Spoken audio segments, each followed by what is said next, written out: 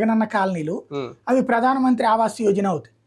ఆ పేరుతోనే వాడతారా, లేకపోతే మళ్ళీ వాటికి చంద్రన్న నేను లేకపోతే ఎన్టీఆర్ హౌసింగ్ అన్ను, ఇంతకుముందు ఎన్టీఆర్ హౌసింగ్ అని ఉండే, అట్లా మారుస్తారా? మారిస్తే అవి మొదట్లో బాగానే ఉంటుంది, తర్వాత చర్చకు వస్తాయి. వాస్తవంగా అయితే అది ప్రధానమంత్రి ఆవాస్ యోజన ప్రధానమంత్రి పేరుతోనే ఉండాలి, అదే మోడీ అని కాదు. కానీ ఎందుకెంత పాకులాట? పథకం ఇచ్చి పథకానికి సంబంధించి ఎంతవరకు ప్రయోజనం పొందుతారు, ఎంతవరకు లబ్ధి పొందుతున్నారని చూసుకునేది ఒకటి.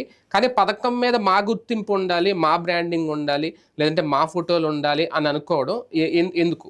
అంటే బేసిక్గా ఎవరికి రాజకీయాల్లో ప్రాంతీయ పార్టీల్లో ఉండేది అదే దురద. కానీ దేశంలో ఎవరికి లేనంత దురద మన రాష్ట్రంలో ఉంది. ఇప్పుడు కొన్ని చోట్ల రంగులు మార్చేశారు. అవును, మార్చేశారు ఇప్పుడు రాగానే. అదేనేది వాళ్ళు రంగులు మార్చారు, అది తప్పు పట్టినటువంటి వాళ్ళు వీళ్ళు అధికారికంగా కాకుండా అనధికారికంగా రాగానే గెలవగానే మార్చేశారు. కాబట్టి దాని వలన వాళ్ళని తిట్టినప్పుడు మనం చేస్తున్నది ఏంటి అన్నటువంటి చర్చ జరగాలి. జనంలో కూడా చర్చ జరగట్లేదు. వాళ్ళు చేసిన తప్ప అన్నోళ్ళు ఇది తప్ప అంటారా? అయితే ప్రభుత్వం అధికారికంగా చేస్తే మాత్రం అప్పుడు ఏమైనా చర్చ వస్తుందేమో చూడాలి.